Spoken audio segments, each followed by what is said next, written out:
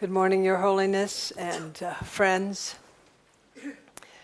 We've moved through science, ethics, decision-making, and motivation, and now we're into an exploration of action. What does it mean to actually engage in work to transform the conditions on this planet?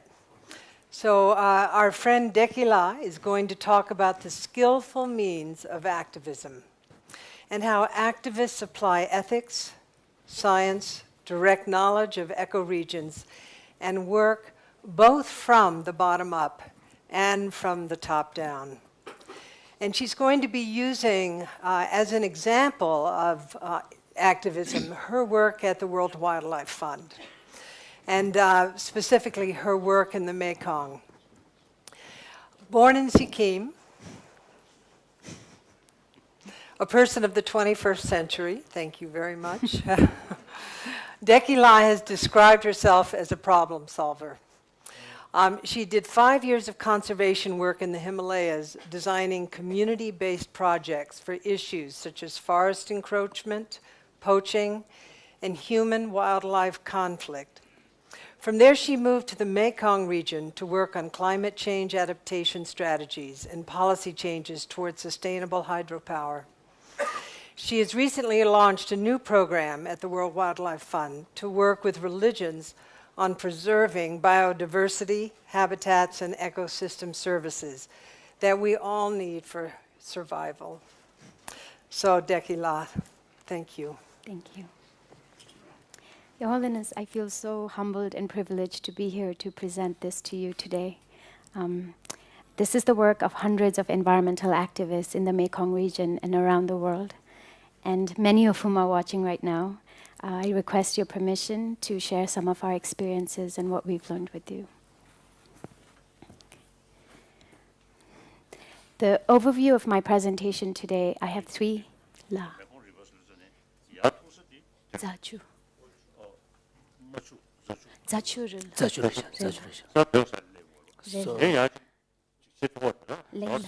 So are you able to work in the Tibetan region as well, yes, in the Zachu area? But very, in a very limited way right now. So the overview of my presentation, the first part is activism and why it's relevant to our world. And then I'm going to talk about the challenges we face and the strategies we develop to meet the challenges. The example I would like to use is the Mekong River to explain the skillful means of activism we've developed as the environmental community, as part of it. So what is activism?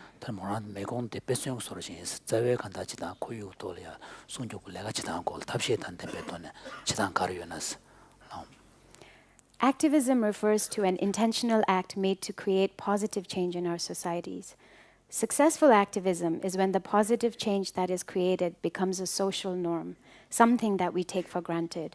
For example, it's laws against child labor that all of us know about, or the protection of wildlife reserves, and the laws against casteism in India as well.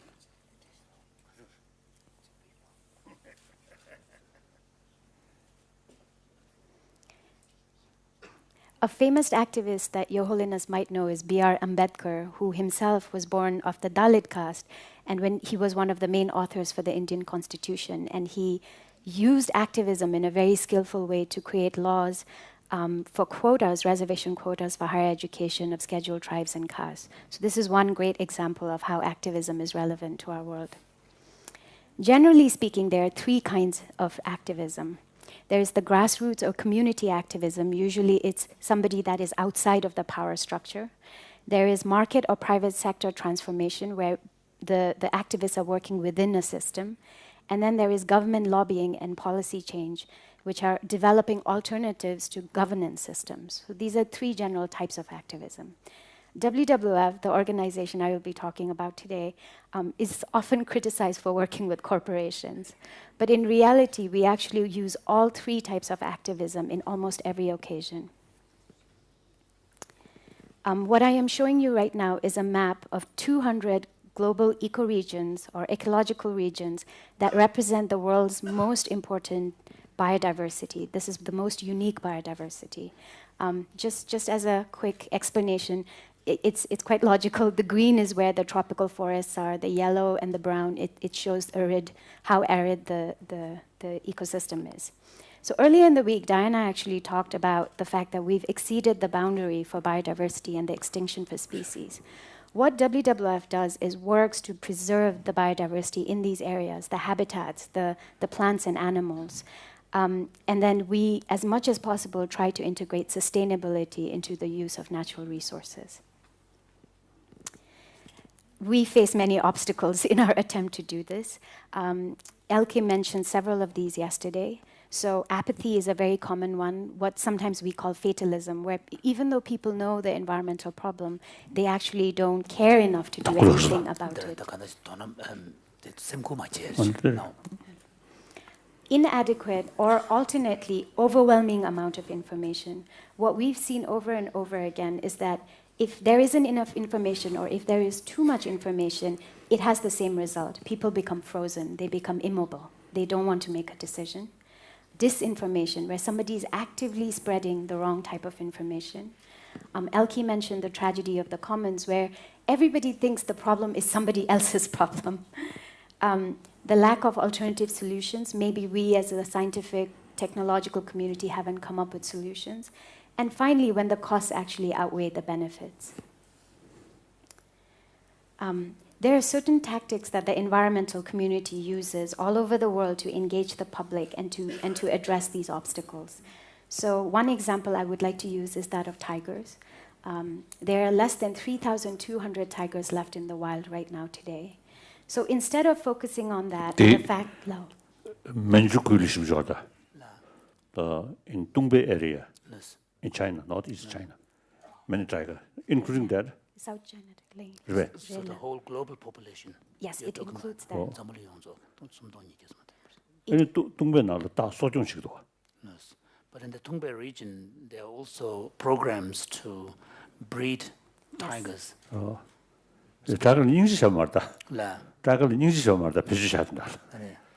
But not out of compassion for tigers, exactly. But for some other purposes. Yes, for tiger for use.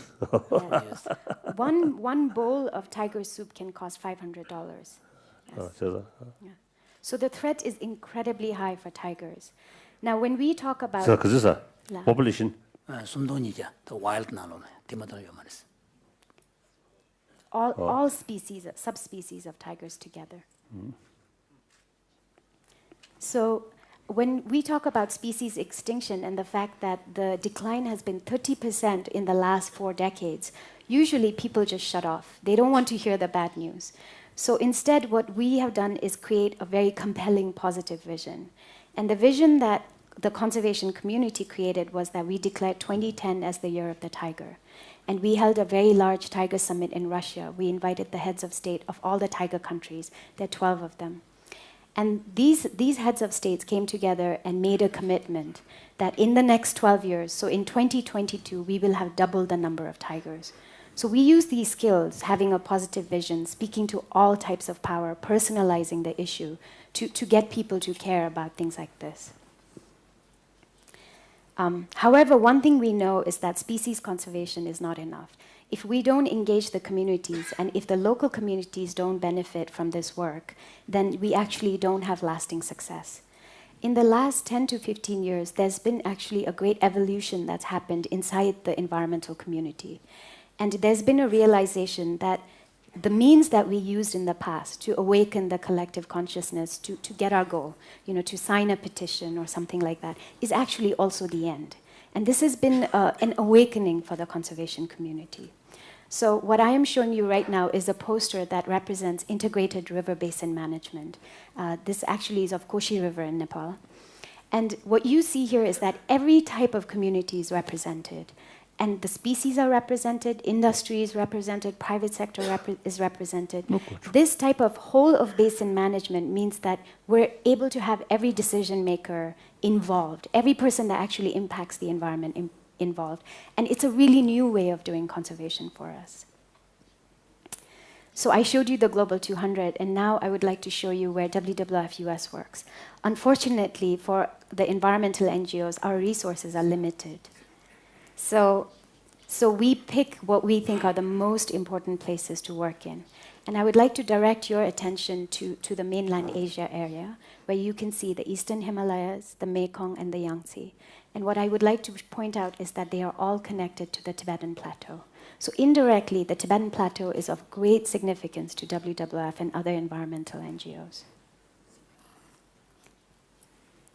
This is a map that we have presented to you in the past. I was very happy to see it's framed outside if anybody else wants to look at it.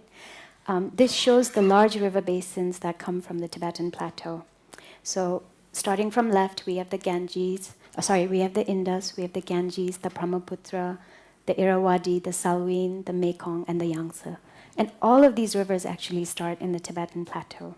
We heard earlier that climate change is a big threat for these rivers, but another enormous threat is that of major, large-scale hydropower. Yes. So I will be explaining more about hydropower in the context of the Mekong. But interestingly, in the last few months, the whole world has been looking at this region because the good news that's been coming on freshwater has come from this region. So interestingly, the Chinese government made a soft announcement recently saying that they will not divert the water from the Brahmaputra, which India was very relieved to know. The Burmese government has said that they are going to halt a very controversial dam, Mitsung, and they are rejecting Chinese investment, and most of the energy would have gone to China because of the impact it will have on the communities. And in the Mekong, 3 of the southern countries, Vietnam, Cambodia, and Thailand, have said they will not dam any of the main stem of the river. So these are all incredible positive news, and it has all come from this region recently. So now I would like to focus on the Mekong. What you're looking at is a satellite map, and you're seeing where the river itself goes into the South China Sea. It has 9 mouths when it enters the South China Sea. The Mekong flows nearly 5,000 kilometers to the South China Sea. It flows from the Tibetan Plateau, goes through Yunnan, goes to Burma, Laos, Cambodia, Thailand, and Vietnam. As a source of water and protein, it impacts over 300 million people. The river produces an estimated 2.6 million tons of fish every year. It produces 25% of fisheries, of all inland fisheries. That means fisheries of rivers. So it produces 25% of the world's production. Globally. And 2% of fisheries all over the world, including marine. So it's incredibly important.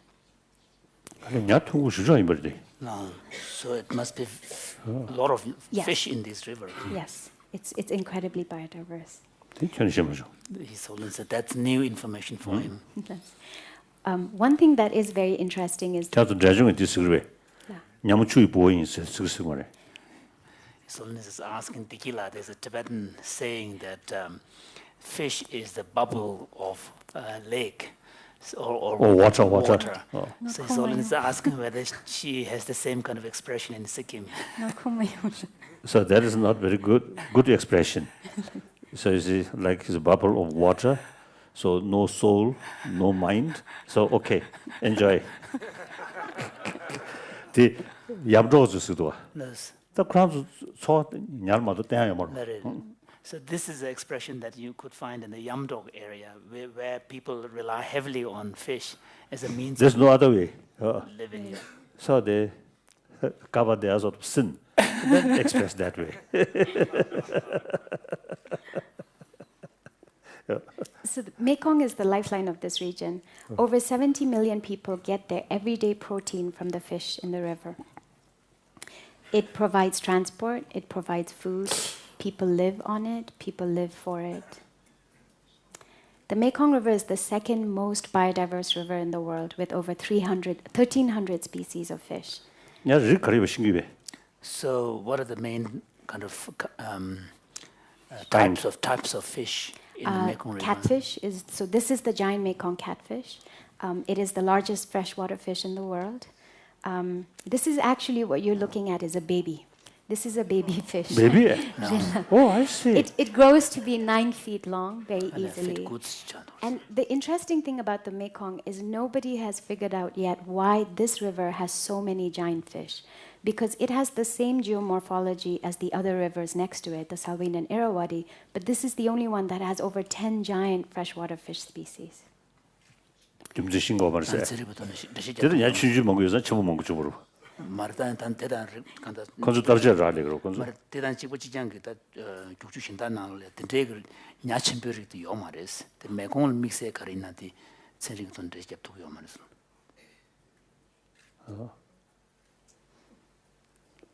It has many giant fish, like giant stingray that would be as wide as where His Holiness is sitting and where Roshi is sitting. So very large fish. So another species that is gravely threatened in the river is the Irrawaddy dolphin, the Irrawaddy Mekong dolphin. So if any kind of threat was to come on this river, these are just examples. These two species represent what else would be affected, that all fish would be affected. 아다 냐침부터 저기 매공 리버다 안다 rungushayarwa. 사실 그거부터 용도. So these large fish, like the catfish here, so in the Mekong River, how far do they? I mean, up to what point can you find them? It has been shrinking. In the past, we were told that villagers tell us that you could find it all the way to southern Yunnan, where the morphology changes. That's lowland. Already lowland. Lowland. Yunnan, huh? But recently, and hot. Warm. But recently, the stretch has been shrinking and getting smaller and smaller. And what we find, especially the Mekong giant catfish, we're only finding it between Thailand and the southern part of Laos right now. Okay. So the largest threat facing the Mekong at this time is the possibility of large-scale hydropower on the main stem. The Greater Mekong region, it's a fast-growing region in terms of population and economy.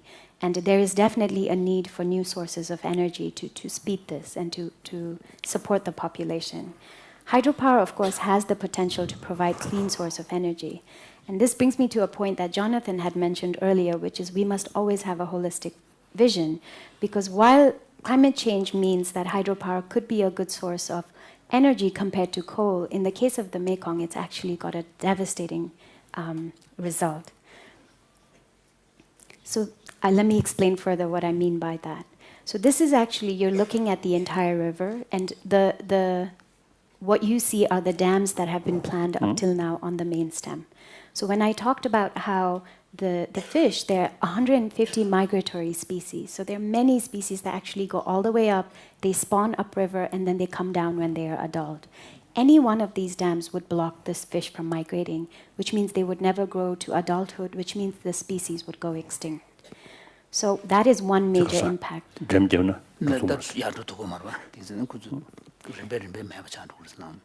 So that is one major impact of the dam. Another is that the natural water flow itself becomes altered, which means seasonally how much water comes, the paddies that need the water for irrigation, all of that would be affected.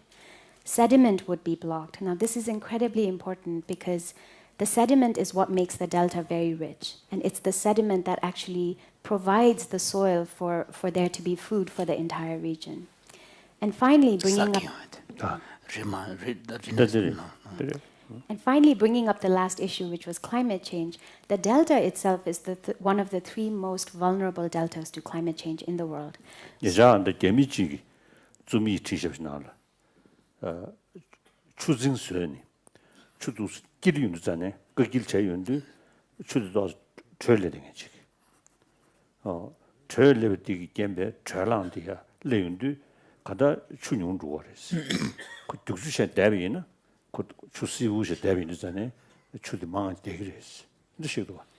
Recently, His Holiness was informed from an article written by a Chinese specialist talking about how another impact of damming a river is that when it's dammed, then the water remains still, and generally it tends to rise, the temperature tends to rise a bit, which then vaporizes the water, so the quantity of also water gets lost, whereas if it is kept flowing, then it retains its natural temperature. Yes. Is that the case? That is accurate, but in the case of the Mekong, because there is so much water, there isn't an obvious impact in that way. So going back to the climate change threat, because of sea level rise, what is happening is the coastline is being eaten away by the sea. So if sediment is blocked, that means the coast is actually suffering in both ways. It's not getting sediment from the river, and it's also losing land to the sea. So at least 10 to 17 million people would be affected by this threat. So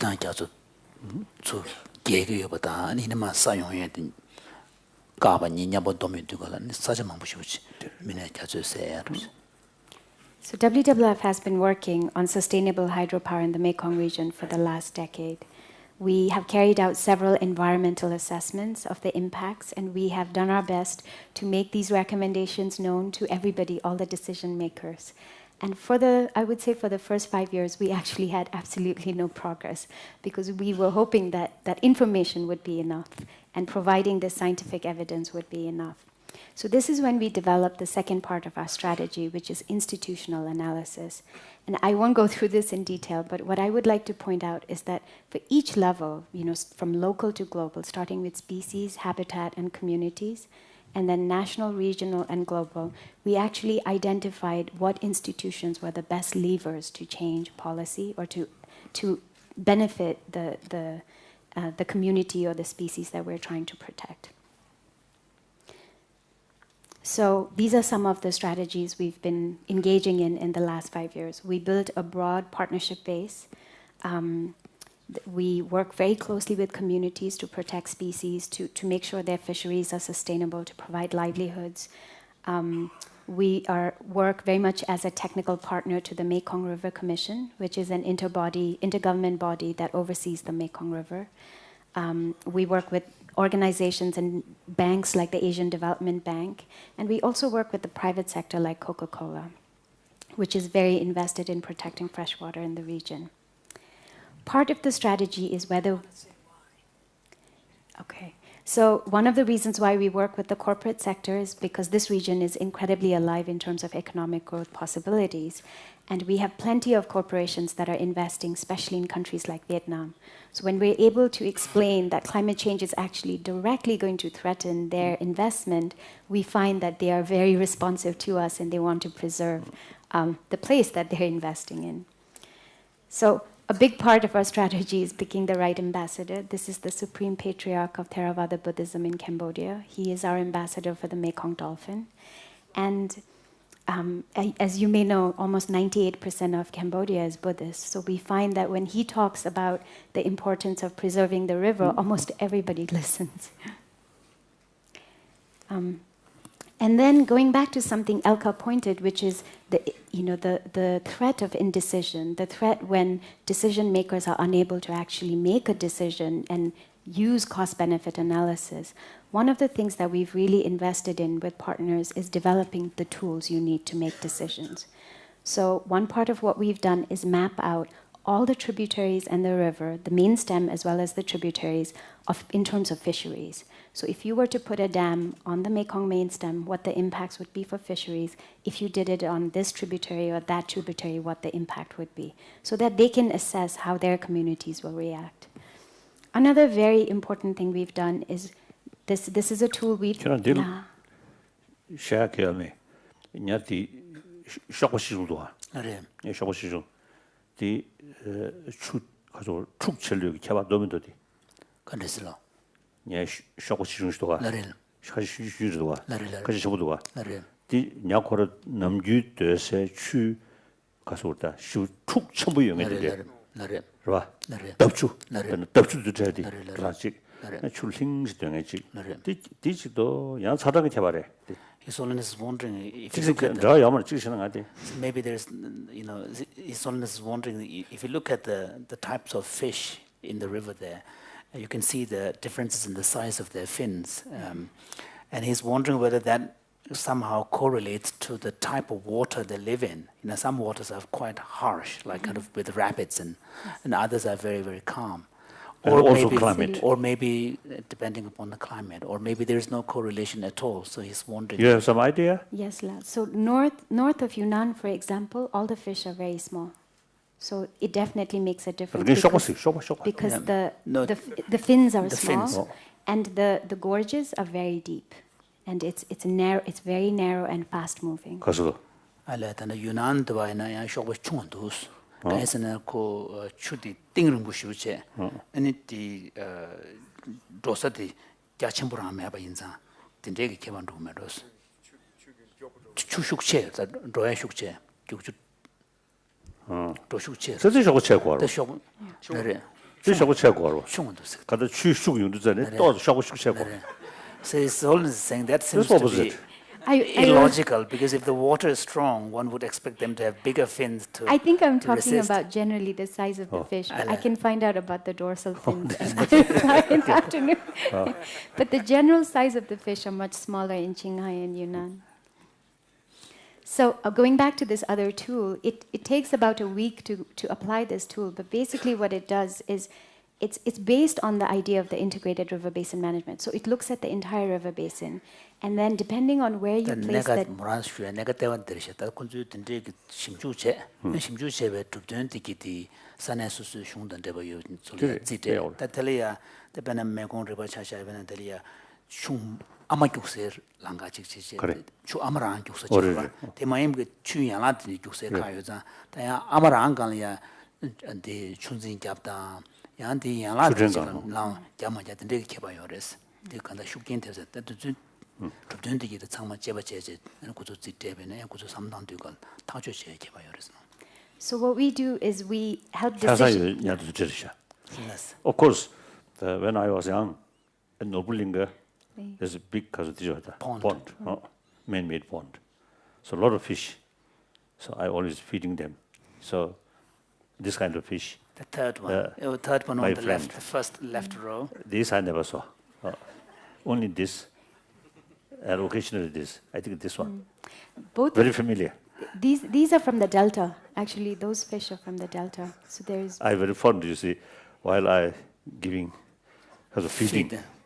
And also is it try to touch. That's that. Very nice, very nice. If they don't listen properly, then stoned.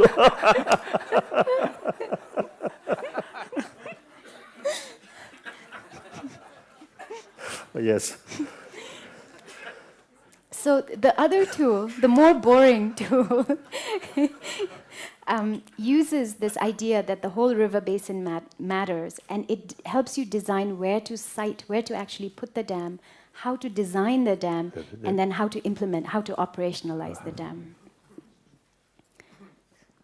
But what way? The damn way. Leila. Damn the So this shows you the river. This is a good dam. It's a run-of-river dam. So, another tool that we've used is we've really reached out to the investors of dams. So we established a summit where we worked with financial institutions, over 70 of them that were planning to invest in the Mekong dams.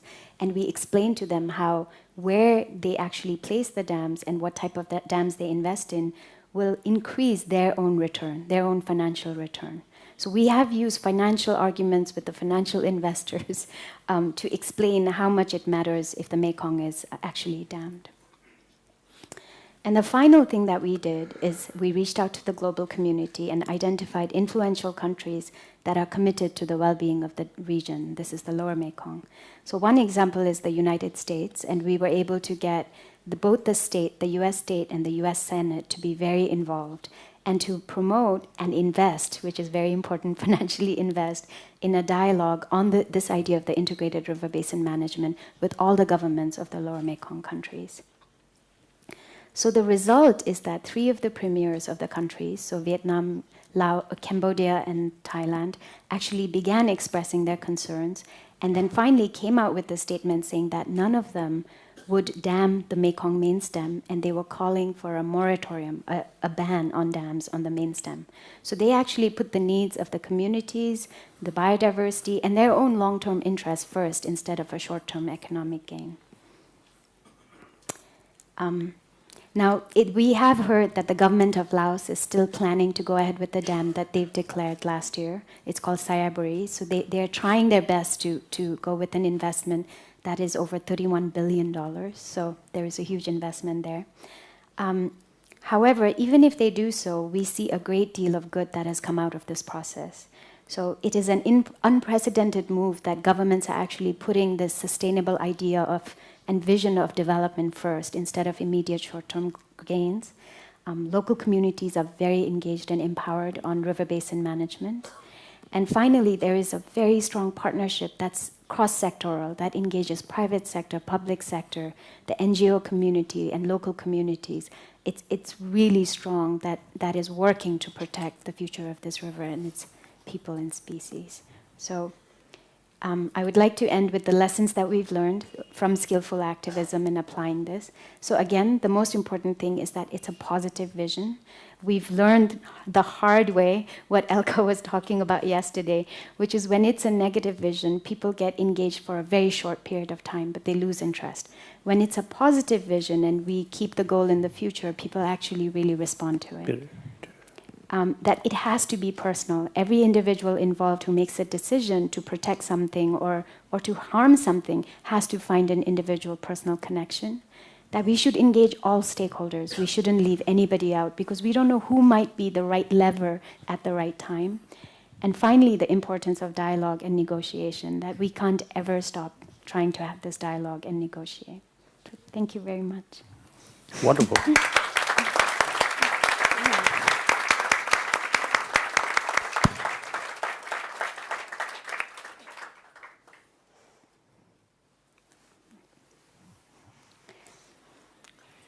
So I'd like to open the panel up to questioning Dekila or discussing issues that come up. For example, the issue of moral dilemmas, which is an interesting one. So could we begin now? Jonathan? And Jonathan, I think also it might be helpful for you to, if you're going to touch into the malaria issue, if you could just talk a little bit about, define what malaria is. Not everybody, we got some feedback that not everybody knows what malaria is and its impact in terms of the mosquito discussion.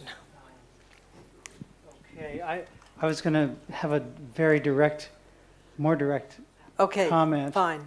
I will later. We will return to that. I will later return to the Great. danger of mosquitoes and that not every mosquito is the same and that there are many reasons, I think, to not be compassionate to mosquitoes and to actually eliminate some, but I'll get to that later. We'll get to that this afternoon. I just wanted to point out that your comment regarding holding back the sediment that builds up the Mekong Delta, even in the developed country of the United States, we've seen the repercussions when we put dams and levees on the Mississippi River.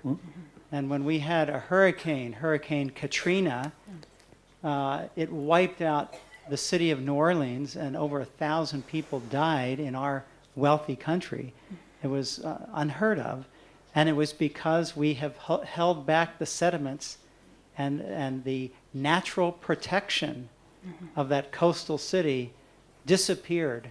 And you have images, satellite images, you can see how by holding the sediment back, that in that delta, all the protective vegetation and barrier islands disappeared so that that city was more vulnerable to that hurricane. We've seen exactly the same experience. One example that I find really fascinating is there is a protected area called Tram Chim National Park in southern Vietnam. And when we first took over managing this park, we saw that it had been completely concretized, that they had put sort of blockades, cement blockades everywhere in this protected area. And it's actually just a wetlands where water should be flowing back and forth very naturally. So as part of the management, we took away all of these barricades that had been developed. And we learned, and this wasn't something we had planned, but what we learned is when we took the barricades and the sea was intruding into this protected area, actually the impact was that the taking the barricades away was improving the biodiversity. It was protecting the biodiversity. The fish were able to move in and out. And that sea level rise was no longer as big of a threat because the water was sort of taking in the seawater and then sending it back out more naturally. So that removing barricades in almost any ecosystem seems to be beneficial for climate change adaptation. 가시면 호르를 라디. 나 라디오는 도도스. 저 매니아요. 매니아도 지다. 저거를 랑중 그 도당 알아보지 돈네.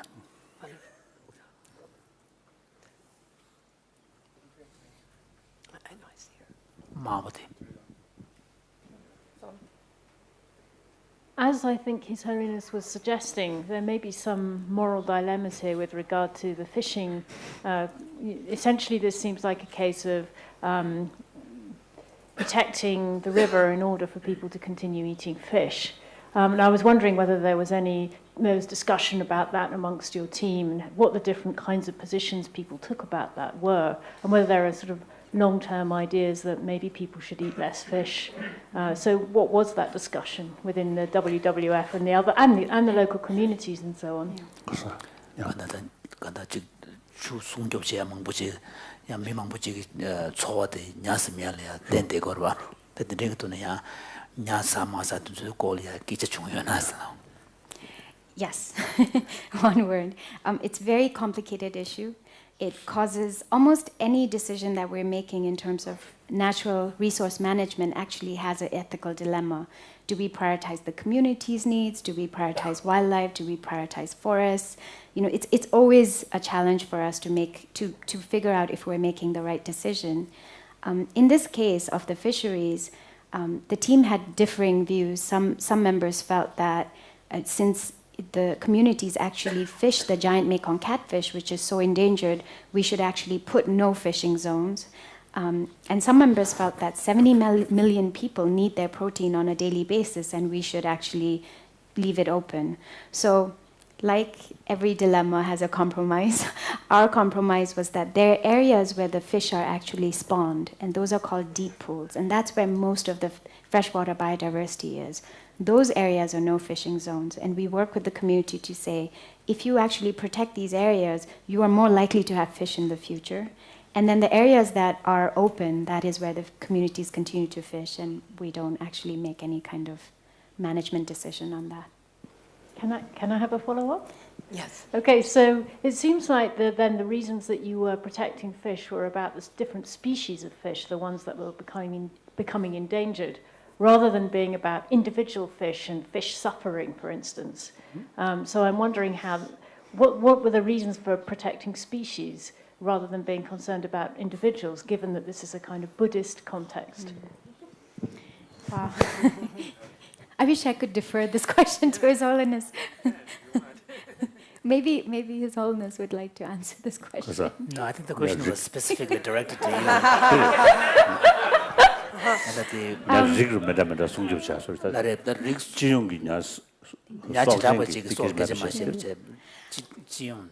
I think most wildlife ecologists and conservationists are actually have to be unemotional about this topic, because we end up having to pick biodiversity that represent, so we end up picking species that represent an entire ecosystem, for example. So at no point do we get to be emotional, for example, about a deer, because we are picking tiger as the representation. And it's the same thing in this issue as well. You know, we've picked the giant Mekong catfish as sort of the umbrella species, the species that if this disappears, it affects the food chain, but it also represents everything else. If it is there, it means actually the ecosystem is healthy. So at the end of the day, I think almost all wildlife ecologists I know and practitioners would protect the ecosystem rather than the individual. I am not saying it's the right thing.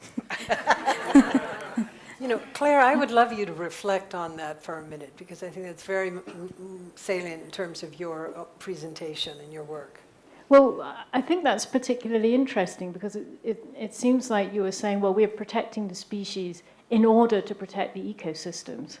And we're protecting the ecosystems, I guess, in order to protect all the individuals in the ecosystem. Absolutely. So we're sacrificing some individuals as food in order ultimately to protect the whole system, or I'm not quite sure how this will fit together. Biodiversity isn't just about one species. So biodiversity is all the species as well as the habitats and the ecological processes that are around it.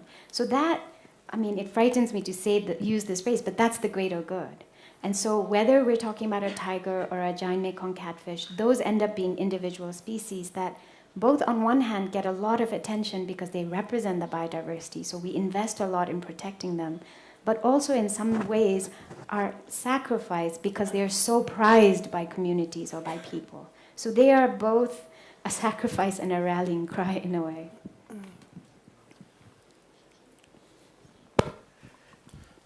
Actually, while we're on this topic, this has been a topic of some interest, Your Holiness, even to some audience members, which is that as we move, and hopefully part of what we will be talking about eventually today is even more solutions and approaches, success stories, and so on.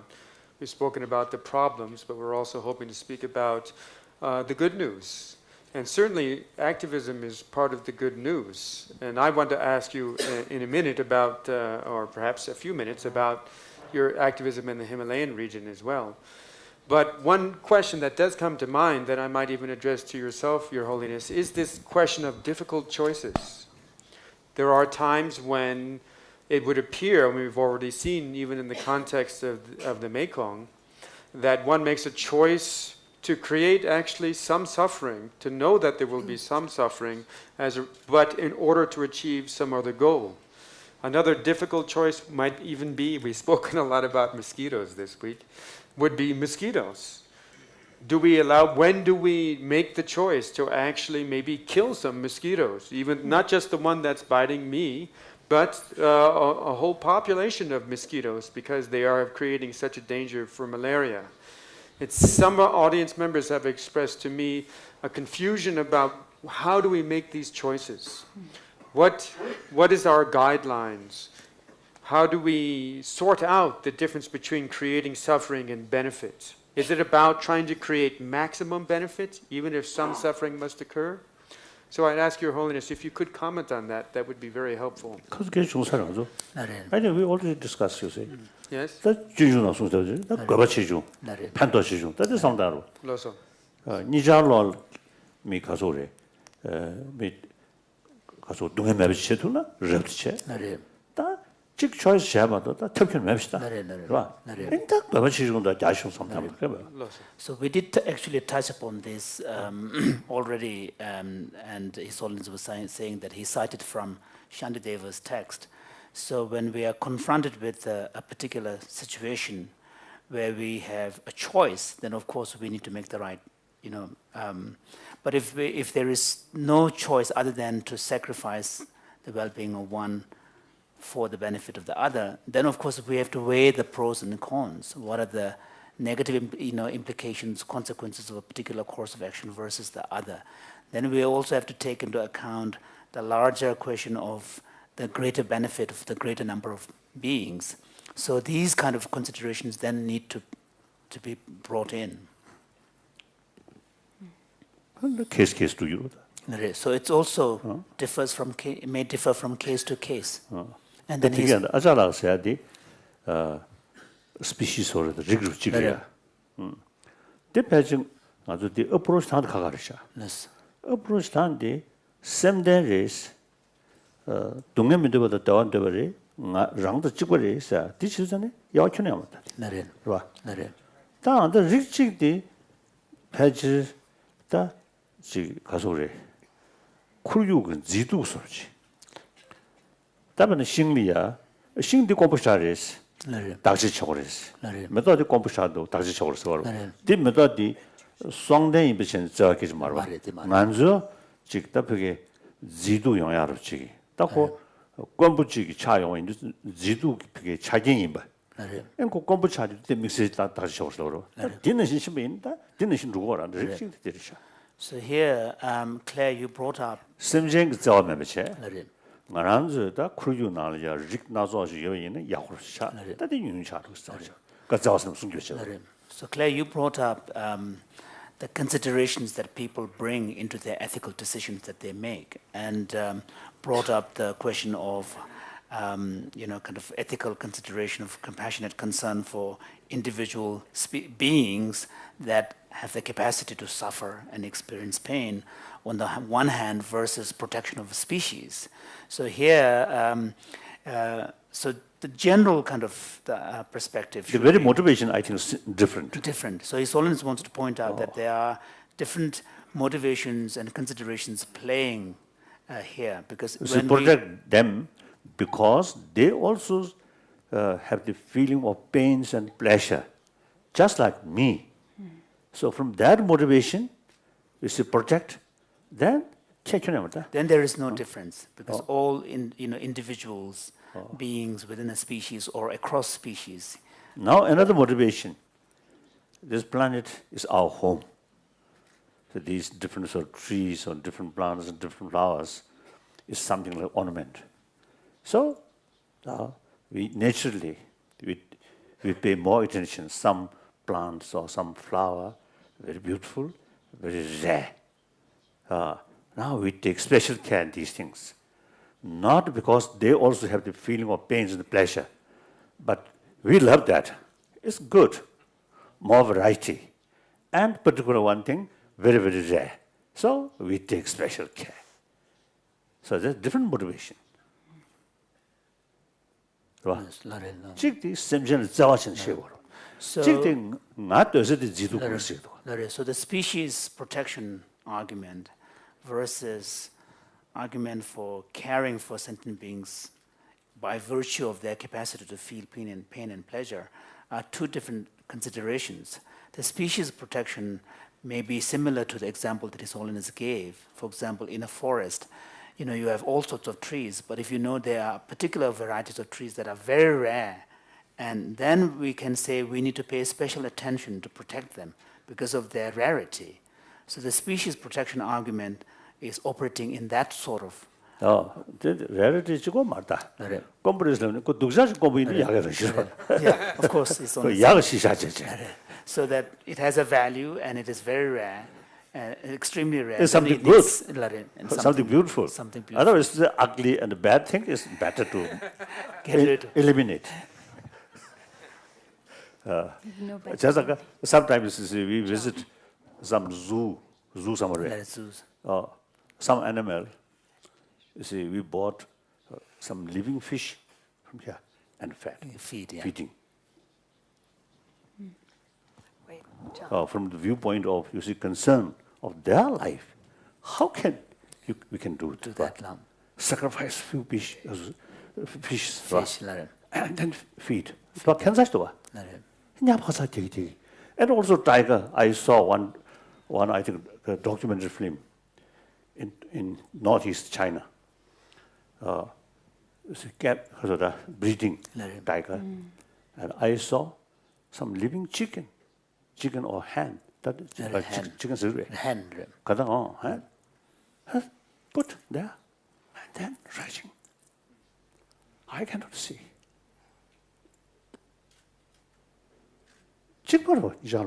So from the point of view of moral consideration of sentient nature, then both of them have the same right. Yes. Best thing, those tigers eventually should become vegetarian. That's the best.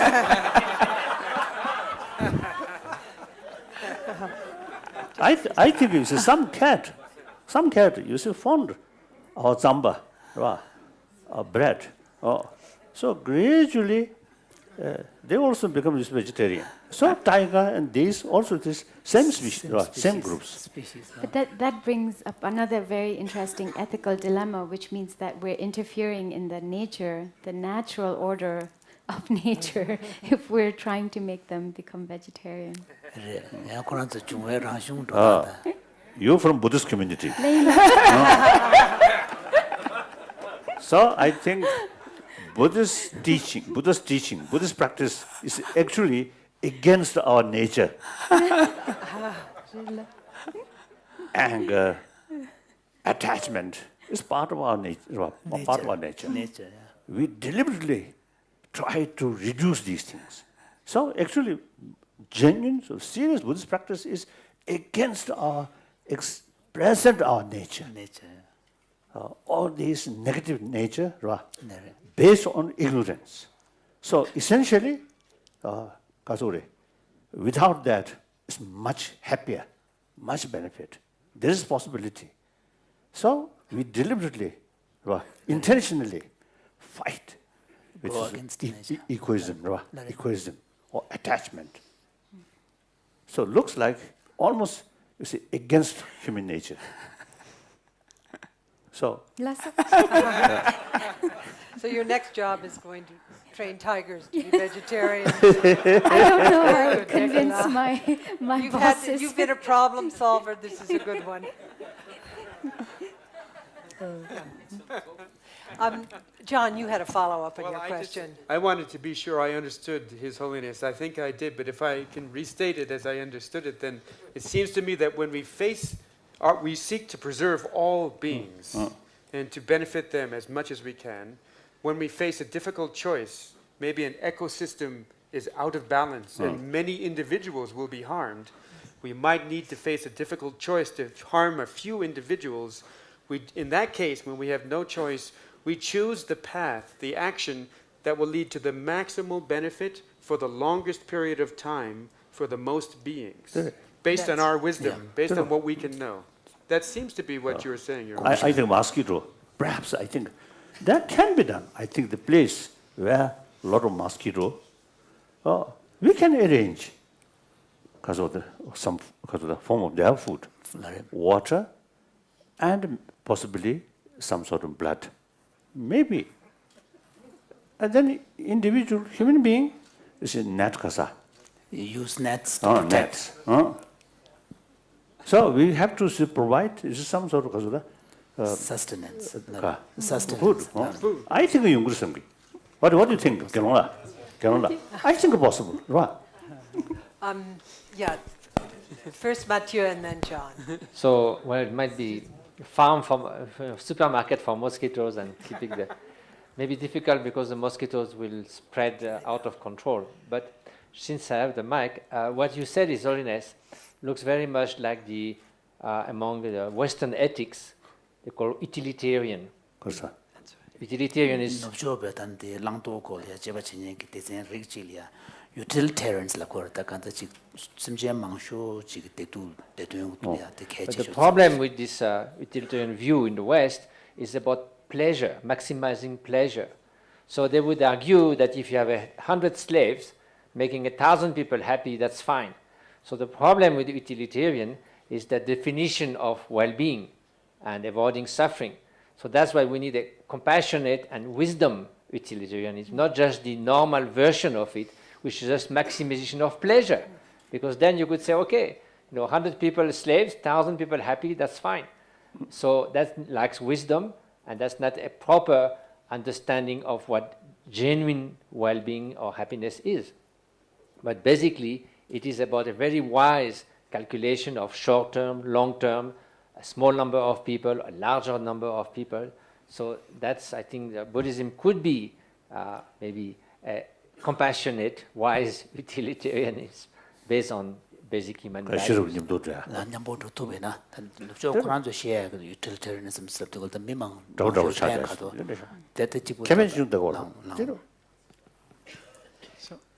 Jonathan. Your Holiness, I assume that after break we can talk more about activism and get into this dialogue. But right now, because we're talking about sentient beings, I am compelled to make the following comment. I've received, and several of us have received feedback from viewers who are watching this. And I want to expand on your example of taking one grain in the field and saying this grain represents all grains. And we've talked a lot about mosquitoes, and I want to use that example about one grain being like all the others. One mosquito is not the same as another mosquito. In fact, the genus of mosquitoes that carry species, there are 422 mosquito species in the genus Anopheles. And the Anopheles mosquitoes. Yes. Yeah, Anopheles mosquitoes, that's a genus. This is a type of mosquitoes that carry malaria. of those 422 species, only 60, approximately 60 species carry malaria. So here I would say that there are some species of mosquitoes that are extremely dangerous, that cause suffering all over the world, that kill approximately 1 million children every year. This morning I read online that there are 500 cases of another mosquito-borne disease in Delhi. That's dengue fever, a very dangerous. Yes. So there are certain species that we have failed in eliminating any species when we try. When we 지당 것도 유치하는 시에는 저래부터 심지어 릭 매버 체도니는 소관도 이걸로 소도고요 말했어. 그래서 답시도 제어했어.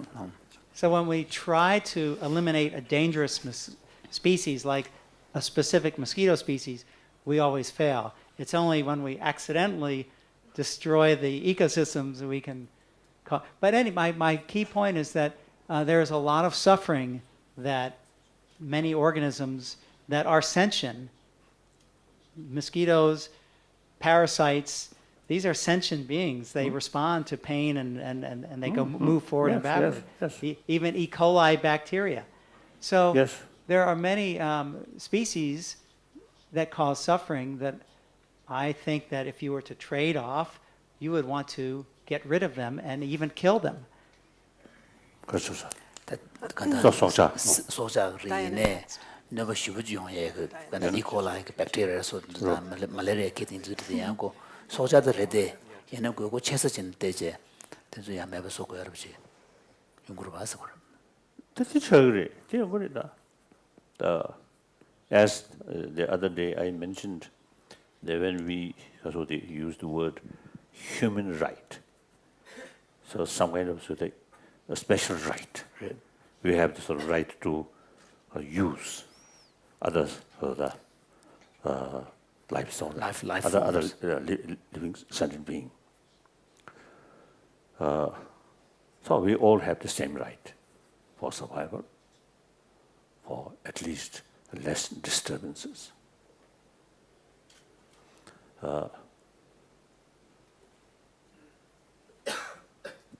Now, the Buddha in Vinaya, I think in Buddha's teaching, now I'm speaking from the Buddhist point of view. In Vinaya, Buddha mentioned some certain type of meat should not eat or prohibited. Here one thing, he mentioned any meat is especially killed for you, you should not eat. You should not accept that. Even some sort of suspicion, doubt, yeah. You should not see. But then already is in the market, some meat there. And then particularly one time, one bhikshu from Sri Lanka, I think 30, 40 years ago, we I met touch you say about this sort of subject. Then he mentioned, actually, Buddhist monk, neither vegetarian, non-vegetarian. Reason, no private kitchen. Only a baking bowl. Carry. It looks as strange when you feel hungry. Then not arrange by yourself, but carry that empty bowl and go for alms. Then you have no right. I prefer this food, that food. Whatever you get, you should accept.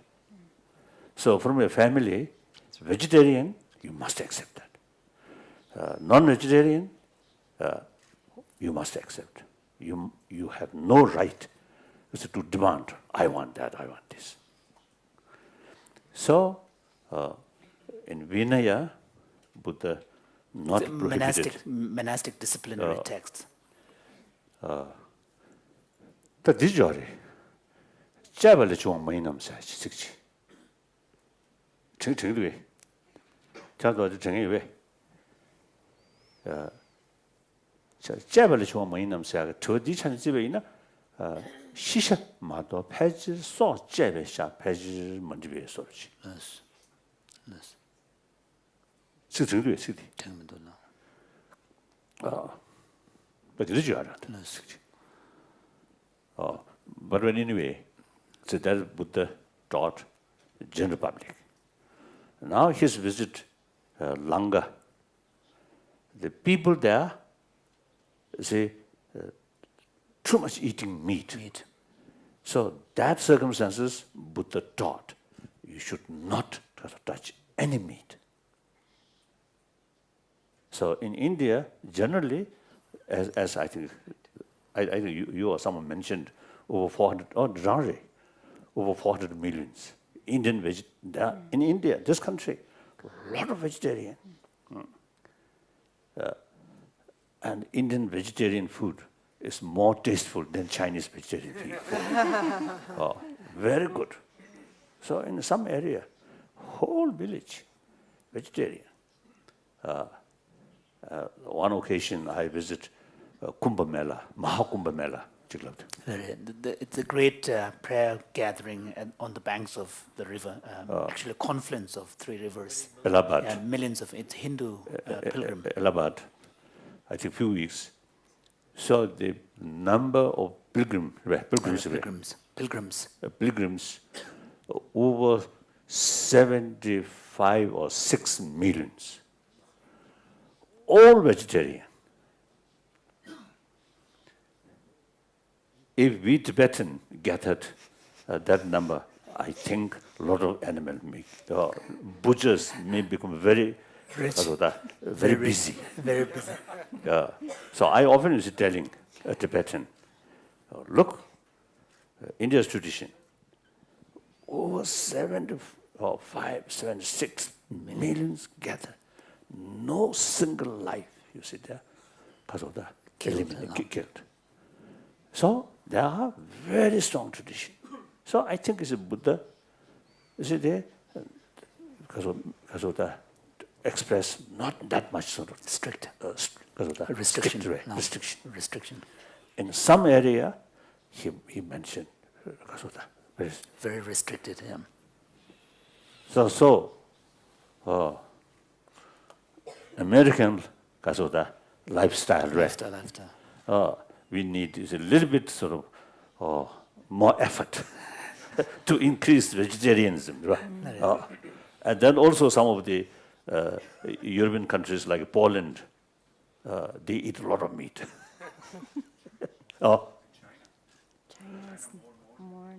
China is something exception. we cannot discuss. Very difficult. You see, I often, you see, telling, including Obama, I mentioned that unfortunately, some of those hardliner Chinese leaders, in our human brain, some portion of brain, some part of our brain, which because of the develop, which brings, which can develop human common sense. Now that part of brain is missing. So very difficult, our discussion. You see, nobody pay attention for the time being.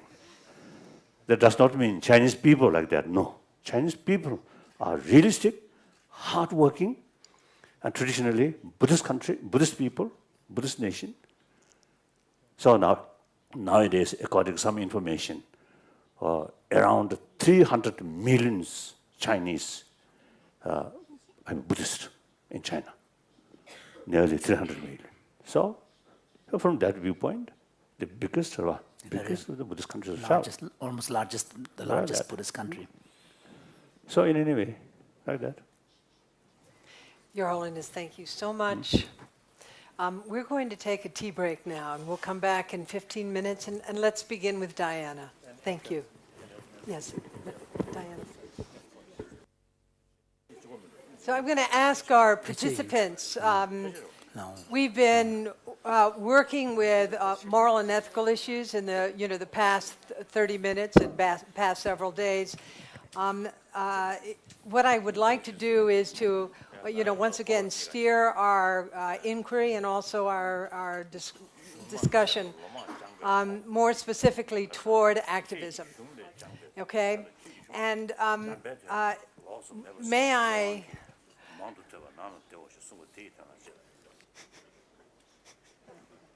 It is not a problem. So I actually would like to begin with a question, and this is specifically directed, or a question that I feel many activists are asking themselves.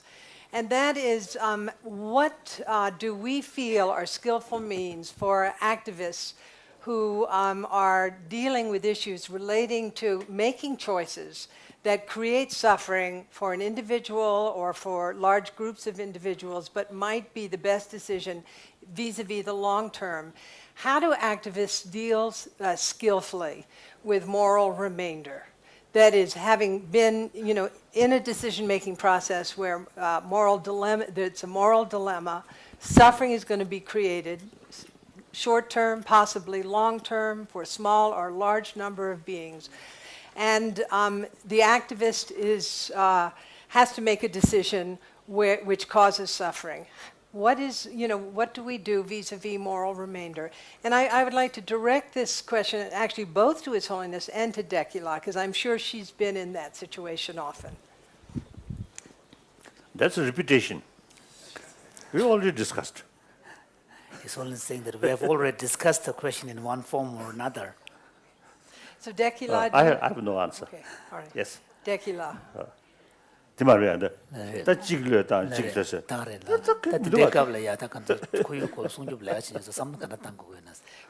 many activists suffer as a result of this and become discouraged.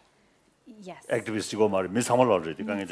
in a way, the same version, a similar version of ethical challenges are faced by all of us on a daily basis.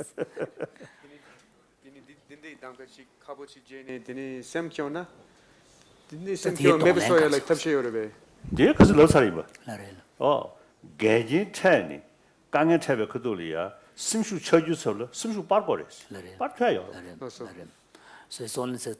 He mentioned here. John, you want to say what you raised? Oh, I just said, is there a method when one feels disappointed or upset in the context of having to make a difficult choice? Is there any method that one can use to counteract that feeling of upsettedness? Any? And then it's only said that we also discussed the same question again.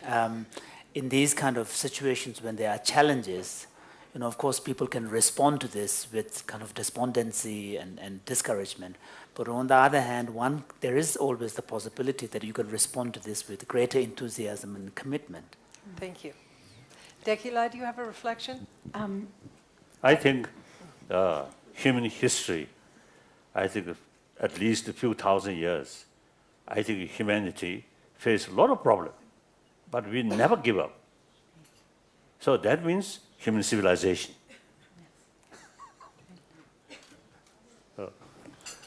I was just going to say, I think I brought this up yesterday, that almost every activist I know is actually an optimist at heart. Because to become an activist, you really have to believe that the society will evolve. That's right. And so I think there is a natural ebullience, I don't know, this enthusiasm that comes from inside, that we're convinced, no matter what the odds are, that we will win. And then I think when the crash happens, it happens very hard because of that. But I think most people who are struggling with any kind of discouragement, as His Holiness said, everybody goes through it.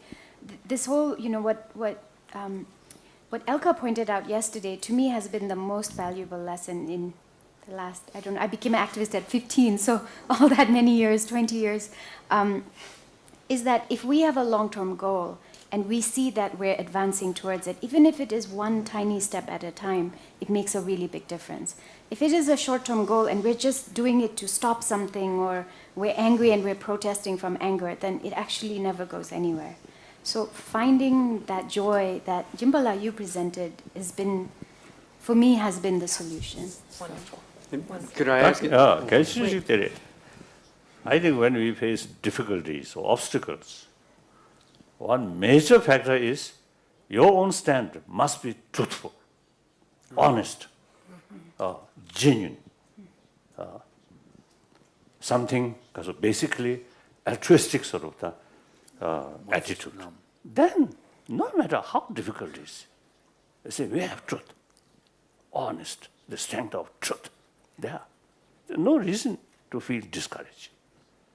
But right from the beginning, your own motivation, some personal interest, and some point, a little bit of hypocritical way, saying something here, doing something different, then deep inside, weakness there.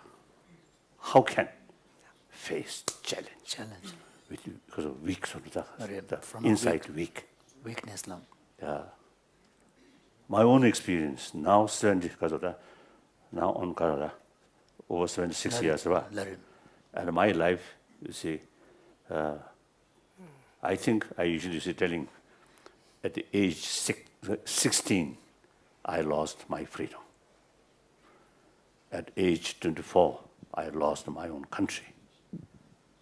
So almost 60 years, a lot of problems. But the ultimate source of our strength is truthful. Based on moral principle. So then, no reason to feel discouraged. So like that. So that is the catch. So the most important thing is the kind of the ensuring the right motivation you have, and also the sincerity on your part, that having that strength. I think like Mahatma Gandhi ji and many other, like Luther King survey. Martin Luther King. And these people, I think at the initial stage, there are a lot of sort of challenges. And maybe when they start, they may be very lonely. Perhaps I think during Mahatma Gandhi's sort of freedom struggle through non-violent practice, I think some people may laugh at him. Now, the concept of non-violence in South Africa, practice that. Nelson Mandela, early part, a little of violence, but the later part, he strictly followed non-violent principle. So it was very success. After he retired from presidentship, very nice, very nice. So these are the real I think these are the clear sign examples of the power of truth, power of sincerity, power of honesty. That's I think key thing. So no matter how difficult it is, I think millions of people who remain silent, they're always with you. Okay. That these works, not from our own sort of interest for this life, for one life. So sometimes you see, people start some work, and because of that, if that sort of goal materializes within my life, one's own lifetime, then work hard. Then almost impossible to materialize one's own lifetime. Then not much interest. That's selfish. That's wrong. We are talking about humanity. So humanity comes continuously. So sooner or later, someone must start. So our generation, we should start some work. And the result may not materialize within this lifetime. Okay, doesn't matter. Even Buddha, I think the result of his teaching, the old result not materialized within his lifetime. the benefit remain still Today. Today. Like that. So I often is telling people, particularly young people, those is because of the generation who belongs to the first century. This reverse century now only now because of the 10 years passed. So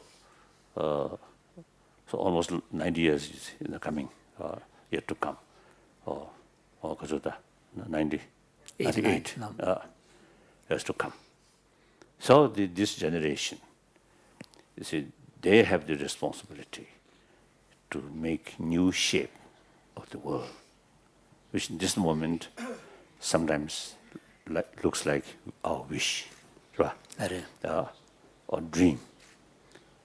But if we make effort, mainly again through education, through awareness,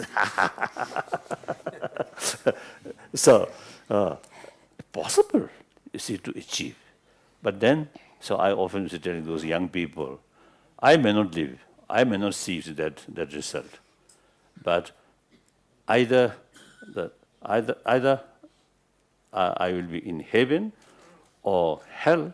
I will watch you, what you are doing. Usually I tell him. So I can tell you also. You say from somewhere mysterious, so the land. I will look. I will watch this. Then at that time, I think you may not be young Sikkimese, but a little bit matured Sikkimese. So I will watch. Oh, what kind of sort of results? Because of the activities, enthusiasms, these things. I will try to live up to. Okay. Thank you. I also feel like that. Of course, according to present circumstances, our cause is hopeless. But I feel the millions of silent people with us. Everybody loves peace. Everybody loves, you see, freedom, equality. So we stand that on that. So we feel, there are plenty of, including Buddha or Nagarjuna.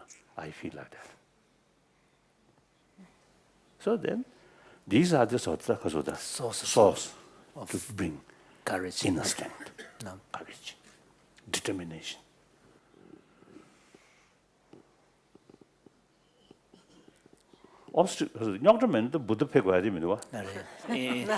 In fact, if there were no challenges and obstacles in humanity, life, then there would be no need for great teachers like the Buddha to come on earth. Or Jesus Christ. No need. The Father, no need to send His only Son. Jesus Christ. And the Father, I think since Father, God, you see, created this world, now He completely can rest. Not just a Sunday. So because you see, He very much concerned, so He sent only Son, Jesus Christ. Isn't it?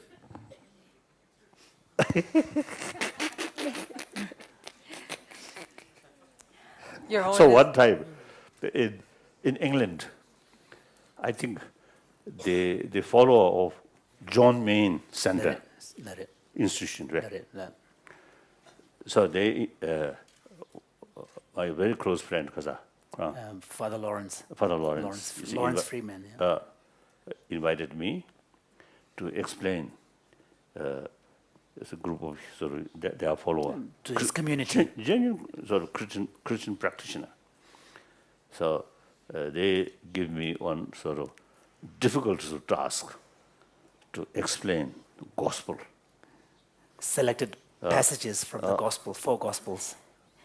So then, I rather say, hesitant. Hesitant. The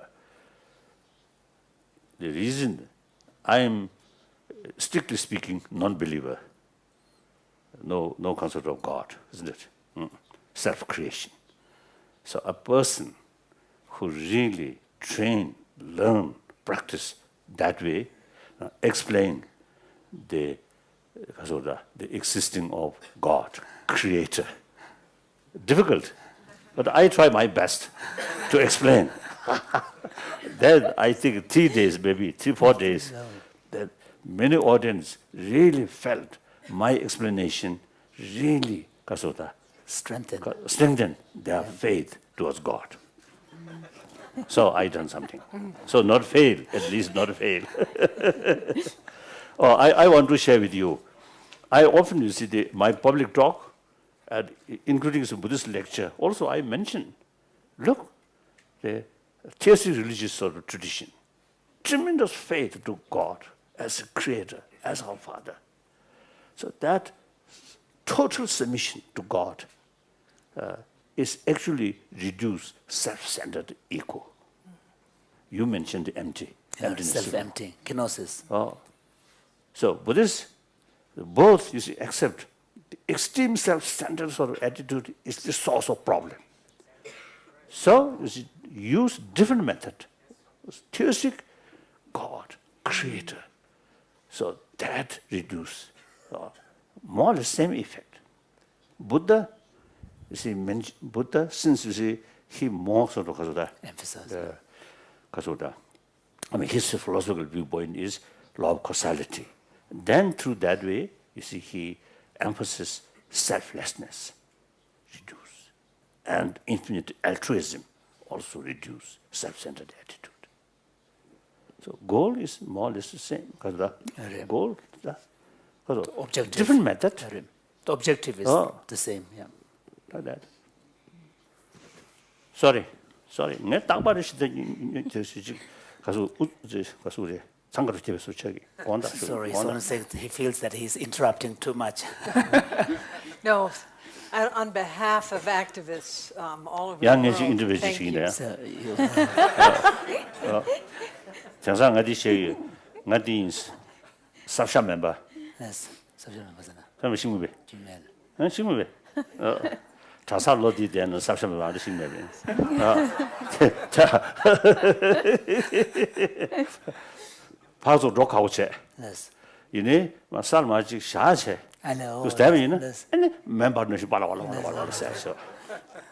So saying that there is a phrase in the monastic community, and he was surprised actually I wasn't familiar with that expression.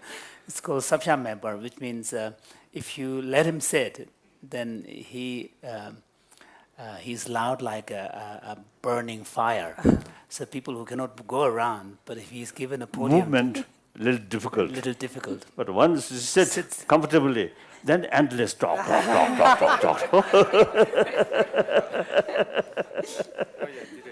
So Yes. I'd like to refer our discussion to Diana, please. Thank you. And I was very moved by the interaction between Your Holiness and Tequila. I think you have tears of joy. It's really lovely to see it. But perhaps to help sort of with that, I wanted to ask a question about the link between science and activism. And you're clearly really understand the science. You could be a scientist, but you've chosen to become an activist. And I'd be trying to recruit you as a student if I didn't think the work you were doing is so important. But what I wanted to ask is whether in your work you feel that you get enough support from scientists, and are there areas where scientists could help more the activist community? Perhaps not, I mean, of course we can become activists as well, but I'm really interested in the role of science in supporting the work that you do, and if you could comment on that. That's a fantastic question. Thank you. I think because the organization I work for, WWF, is so science-based, we don't really have that much of a divide. Pretty much half our staff are conservation scientists. You know, we have a lot of geologists. You saw the number of maps I used. So we're very interested in reality in that sense and understanding it. I think where the divide happens usually is in the processes of engaging community or policy making, or that process itself, sometimes what I see is there is a division. Because scientists, and I don't mean all scientists, but many scientists sit back and think that's the job of activists. And in reality, I think it's everybody's job, so that we should all be finding ways to make this information available and real. And, you know, I mean, you said very nicely that I'm a problem solver, but science is the original problem solver. And so in many ways, we find that we're running back to our scientists saying, okay, help us come up with new ideas, help us come up with new alternatives, because that is where science could actually make the biggest contribution. And I think actually all the scientists here are a rarity, because all of you are so interested in solutions. But I have come up against that obstacle of a scientist being very interested in the theoretical part and not so much in the solution part. I would love to work with you in the future. Yeah. Maybe can I ask just one? Sorry, I just wanted a very quick question. Sorry to interrupt. You gave in one of your slides. You referred to that's the good type of dams. Yeah. So can you say a bit more about that? Because general public has the impression that from an environmental point of view, all dams are bad. So if you could say a few words about that, that would be really helpful. Yeah. Okay. So I'm not an energy specialist, but I can explain a little bit. There are different types of dams. Generally speaking, very large dams are very dangerous in terms of the impact. But there are many smaller dams that are called run-of-the-river, which means that the river actually goes through the dam. There isn't a major diversion that is created. The dam itself allows the water to go unimpeded, including the fisheries and the sediment. There are also lots of technological innovation. This isn't applicable in the Mekong. But in terms of energy production, is it less efficient? It's less, but in some ways, in the long term, it's actually better because it's sustainable. If you're from the Himalayas, most of you know that there is plenty of hydropower dams that are actually functioning at very low efficiency, which is the argument always for building new dams. So we have plenty of dams that are inefficient because we haven't actually tried to make it sustainable in the long term. We just try to get as much energy in the short term. So there are technological innovations. For example, there's something called a fish ladder, which is used in North America very often, so that salmon, which go upriver when they're ready to spawn, can actually go across the dam.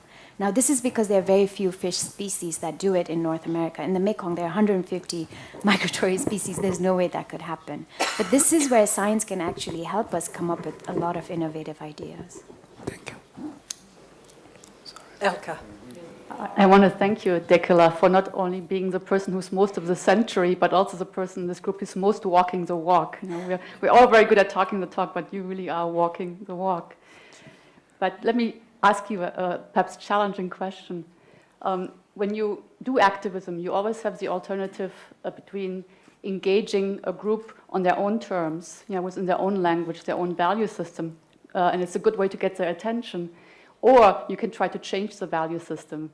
And let me just give you an example. So you can sort of talk to people at Coca-Cola or at the World Bank and put a value, an economic value on the environment and get them to include that value in their calculations. Or you could argue that economic calculations of costs and benefits shouldn't be the only determinant of decisions and that there are other sort of rights-based considerations that should play a role. So how do you deal with that trade-off? Institutionally, we don't really, when we work with the corporation, it's a partnership on equal terms. The idea is that the corporation invests in conservation, so there is a financial transaction. They benefit conservation, but we also really talk about their own footprint. Wildlife origin, WWF origin, the Sunday Susulia, the Devachebe Kablia, Penacola, Sunday Chilia, invest Chiguna, the Cocolania, Devachebe Kablia, Ya. Susu tajo te piki kunzu tajo te kiwa tanga to samzu tangore yang kuranzu tante benjo yongbob kachim bushi tsigi yusa yang benjo yongbob ke tanya benjo che di jangjang to ne sheba yes kuyu sonjo kachim bushi di tolta yang. And so using the example of Coca-Cola, Coca-Cola also has made many commitments to actually source sustainable sugar, citrus fruit that they use, as well as water. So they have become water efficient in almost all their factories, and they have a goal. We help monitor it. So I think this is part of the partnership. This is our ideal partnership with a corporation.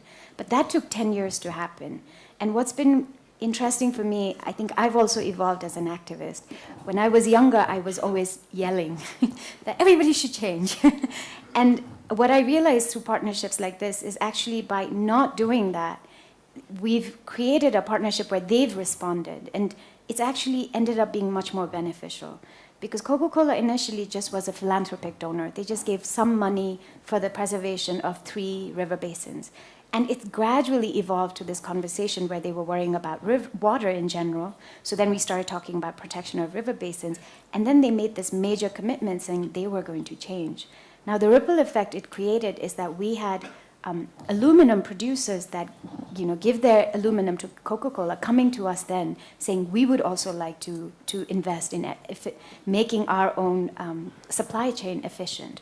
So the ripple effect has been enormous, and part of it is because we took the values off the table.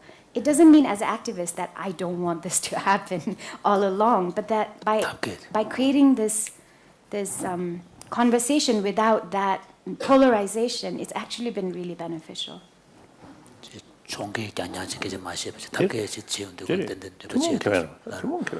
also emphasizing the common benefit. Long run. The world is because it's always saying that in the end everybody cares for the world. So if we can, tap into that kind of common benefit. Elke, are you finished? Fine. That's a question for His Holiness later on. Okay. Not on this topic. All right. Claire.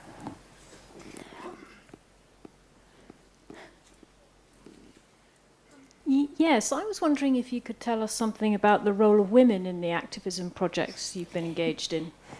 Do women participate more or less or equally? Do they have different roles to men? Are there any sort of patterns you can pick out, or does it vary from place to place? And do you find that there are issues where women feel oppressed by men in some of these kinds of campaigns you're doing? Wow. That is a fantastic question. In the field, I'm often the minority. It's not rare that I'll come to a room and I'm the only female. I think there are 2 components to your question. One is what actually happens in communities or where we work in offices and so on, and the other is the conservation community. So I'll talk about the first. What we know is when we work in the field that most of the resource managers are actually women. If you think about who goes out from the community to gather fuelwood or water, who actually is in the agricultural fields on a daily basis, most of that labor is performed by women. And women, maybe because of this or maybe inherently, I leave that to all of you to decide, seem to understand the connection with nature almost instantly. There isn't this separation that exists because they are dealing with it, in terms of their daily lives. We also find that when we actually use health issues, so for example, fuel wood coupled with biogas. So the argument that fuel wood is very bad for your health, it's bad because if you inhale the smoke, you're actually creating respiratory diseases. Your children suffer. Therefore, you should switch to biogas, which is of course much cleaner, which reduces the use of fuel wood. This type of argument instantly makes sense to women, and I think they have this ability to have this perspective, which is holistic in a way. So in that sense, yes, I think women have a very different, strong, positive reaction to environmental protection. I think the interesting thing is, as you start climbing up the decision-making ladder, there are fewer and fewer women. And so on a personal level, I find that I had to make a shift from making these sorts of arguments to making arguments based on finance and facts, and that you have to make that decision to do so because the people you're interacting with, whether it's a gendered issue or whether it's actually that as decision makers, that's what they're held accountable for. They're not decision makers are not being held accountable for a holistic vision and making everybody happy. They're held accountable for GDP and income generation. So I find I'm forced to make those arguments to get, to create this relationship, the relationship His Holiness is talking about, the commonality. within the conservation community, there are many women. I would love to see more women scientists coming up in the conservation field, more women managers. Certainly there's quite a few out there who are incredible. And I really look up to some of them. Probably Wangari Maathai, who His Holiness knows and was a Nobel Peace Prize winner. She's probably the biggest inspiration for women conservationists. You know, she fought a lot of inequity within her own culture, her own system, and created this Greenbelt movement that not just improved the environment, but empowered her community. I can't think of a better inspiration. I was thinking of a former participant in the Mind and Life meeting, the one on neuroeconomics, Bunker Roy, and his education of women from regions of India that are quite challenged. And I know His Holiness also has helped funded that work. So, yes, Jonathan. So, Tequila, I have a general question about engaging the communities. And you said that when you're trying to protect the ecosystem and the river basin, unless you get the communities engaged and having ownership, it's not a sustainable solution. And we all have been involved in all sorts of assessments and community engagement, and it seems to be the most challenging to maintain that engagement and to keep that sustainable. And I'm wondering if you have some advice with limited resources, limited time. What is the best way to, engage a community and have it be sustainable? I think in our case, and I think I speak for almost all environmental NGOs I know that are doing field conservation work, we really invest in leaders in the community. So almost every place I've been sent to design a project, probably one of the first things I'm doing instinctively, I mean, we do it via method as well, is picking out who I think are going to be the leaders, who are actually really emotionally invested already, who have a personal connection, and who feel that courage, that His Holiness was referring to take it on. And that's where most of our energy goes, because as an NGO, we have been in places for decades. Some places we've been in for 5 decades, but we're still short-term. And we're still there in the short term, and it's the community leaders that will take on the work. Another, which Roshi mentioned, is that I've begun working with religious leaders. This was partly an understanding that emerged after 10 years, and advised by His Holiness as well, that it's the religious community that's the spiritual backbone they are the spiritual backbone of the society. So if they're buying this and taking it on, then they're actually going to propagate something that becomes locally owned. That's not even something that's coming from outside, from an external point of view. And I think that's really important. I don't know if that helps. Yeah. John.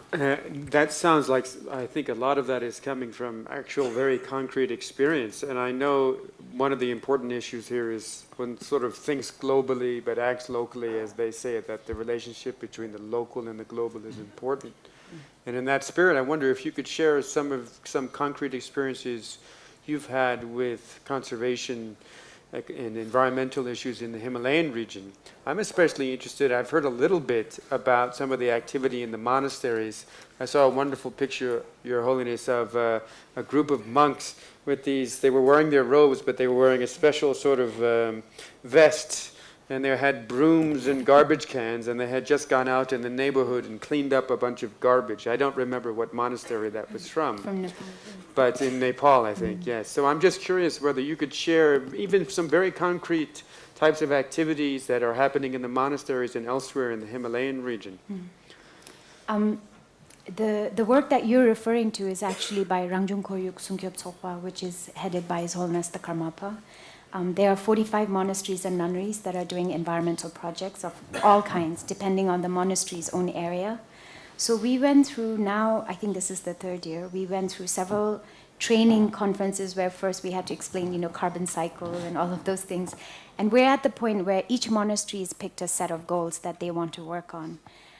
The interesting thing is some monasteries that are clustered near each other, like in Bodha in Nepal, decided that instead of doing it individually, they would do it as a team. So what they did was they decided to wear that apron you're talking about and go out into Bodha and clean Bodha. Now, some of these are very senior gelongs and geshes and khenpos that decided to do this, that they were so tired of seeing Bodha being very dirty. And it created a lot of consternation in the community because these are all the monks that we go and give kadas to that are suddenly themselves cleaning the area. And I was wondering, I'm living in Bodha right now, I was wondering why it was so clean. So this is a combination of 12 monasteries and nunneries in the area. And initially the community actually tried to stop them. People were coming out and saying, please don't do this, please don't do this. And especially my understanding is the monks from Tanggu Monastery were very adamant that they were going to do it. And some community members started joining. So they do it every second Saturday of the month. And then about now, I think 5 months ago, maybe 6, one community member came forward and said that she had gathered donations from all the community members. So now they have actually invested in a jamdar, in a cleaner, in an actual cleaner. So the monks don't do it, and they're paying somebody else to clean the area around Bodha. So this is just one example of how much there is collective action, what an impact it can have, and how much of a difference the monasteries and nunneries can make. Just the example, the message that monasteries and nunneries can provide. And what happened when the Karmapa addressed the issue of vegetarianism in Bodh Gaya? I mean, just it's the upriver, the trickle-down effect. Well, I know he talked about it yesterday. I think he offered it as an option, actually. He said you could, if you want to give up meat entirely. And everybody raised their hands. And so I think many thousands of people became vegetarian, including myself, without completely thinking through it. It was a very instinctive reaction. But the other thing he did, which, again, from an environmental perspective was incredible, was he said that that year we were doing prayers for the long life of His Holiness, the Dalai Lama. So he said, if you actually want to invest in this, you really want to think about increasing the longevity of His Holiness, the Dalai Lama, then you should plant a tree. And he said, if you protect this tree, then you're actually making a wish that benefits so many people that it multiplies this well-being prayer that you're making. So what was very funny to see is that, I don't know if I'm allowed to talk about this, the monasteries and nunneries can get competitive. So all of a sudden we had one monastery saying, I will plant 1,000. Then the other monastery was, I'll plant 2,000. So my understanding is all the way into Tibet right now that there is a lot of plantation happening because of this request he made for the longevity of His Holiness, the Dalai Lama. So I think that was... This is His Holiness is saying that this is a positive form of competition, where the motivation is not so much to... but the motivation is to ensure that you are not left behind. So that's good. In education field, especially those, I think, including Buddhism, when they study, they always say, oh, I must top. Reach the top, yeah. Not sort of create some obstacle to other. That negative competitiveness, competition. Yes. So there are also two kinds. So this seems good one. But on the other hand, if the consideration as a Buddhist, if the consideration is soiled by mundane thoughts like, reputations and so on, then from the Buddhist point of view, strictly speaking, it's the activity itself gets soiled. Thank you. Sally.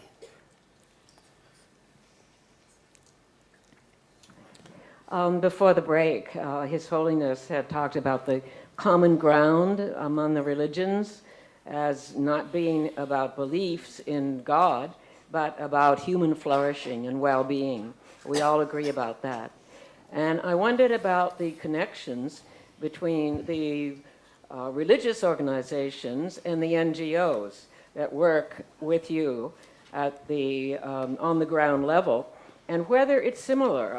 That is, do you find that there are special places of connection between you and the religious groups, special places of conflict or difference? And are there any, would you say, places that have encouraged the most success? What is it like working with the religious organizations? And has it been a good thing, and in what way?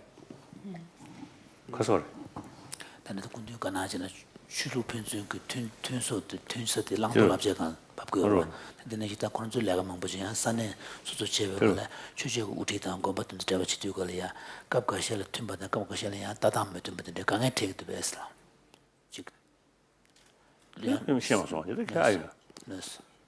As the other day I mentioned, our Christian brothers sisters are really very, very active, serving society, mainly in the field of education and health. Health law. Wonderful. In some cases, some also you carry conversion. That sometimes creates some problems. One time I was in Kasa. No. America, Kasa. Salt City, Mormon or something. His Holiness had a meeting with the chief of the Church of the Latter-day Saints, Mormons. Oh. So they invited me. And then on public talk, they arrange. So as usual, this is my other, beside other university, my expression. I also express my appreciation of their work, like this, in education, these things. Then I mentioned, in some cases, some conversion take place. Now, on the spot, where the place, in place, where no sort of, the major religious tradition there, just to worship something, not out of disrespect, but may say primitive sort of. Yeah, primitive forms of worship. Then I think Christianity, there is some sort of philosophical background, so worthwhile conversion. Whereas an area where another traditional religions or spirituality with equally sort of philosophical sort of background, then the conversion creates some problems. Like in Mongolia, Buddhist country, I think 90% 패전 나오면도 소고 다들 신여로 90% 면도 I think more than 90%. Of course, there are some Kazakhs, some Muslims traditionally also there, but otherwise the Buddhist community. So I met some South Korean Christian missionary. One occasion I was in Mongolia, so they came to see me as a spiritual brother. Usually I have a good relation with, they follow the tradition. No. So some Christian minister described me as a good Christian. So I really respect, admire their sort of tradition and their work. So they came. And then I told them, the conversion in this country, majority are Buddhist. The traditional religion is Buddhism. So better to keep their own tradition rather than, the new religion. Conversion. It creates some problems. I mentioned face to face. I myself, when I give some lecture on Buddhism in traditionally non-Buddhist countries, I always make clear, it is better to keep your own tradition. I have plenty of sort of the examples. Examples. One example, I think waste of time. But it is people is quite serious, and also we last few days we become very close friend. So, 1959, when we large number of Tibetans become refugee, come to here, one Tibetan lay official, his posting is very near border. Near border of Tibet. So he can easily brought his own family, whole family. His wife and I think 2 children, 2 or 3 children, and then eventually her husband, the lay official, passed away, and remained that mother and few Small children. Young children. Very difficult. At that time, our livelihood, road worker, in Sikkim also, and also Himachal, and Jammu and this area. So very difficult situation. At that time, many people died. So then some time back, I think in 60 or 61, one day that mother came to see me, and then it told me whole her sort of difficulties and stories. Then she told me, at that time, the Christian sort of missionaries, some sort of, actually at that time, the Catholic Relief Service is the main organization, feeding us. Wonderful. So then, particularly that case, that family, the mother, also received a lot of help. Then also education for her children. So then she told me, for this life, now she become Christian. Next life, she will be Buddhist. So what is that? It's the clear sign of confusion, isn't it?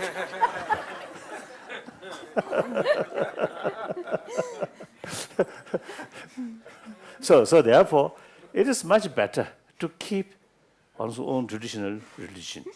So whole the cultural heritage very much related with the spirituality. So therefore, Westerner, much better to keep their own tradition. Well, of course, out of millions, there's some individual are exceptional, like this French monk, French Buddhist monk, or scientist, scientist, education. Your father also scientist, A philosopher. A philosopher.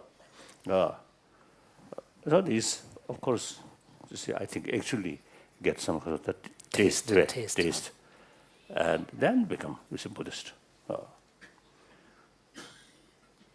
So that's exceptional. Otherwise, it's better to keep their own tradition. That's my view. So I usually used to do that. So there's no sort of point to make hypocrisy. I myself used to stand that, publicly made clear. So I told that a few missionaries there in Mongolia, when you become Christian, you get $15.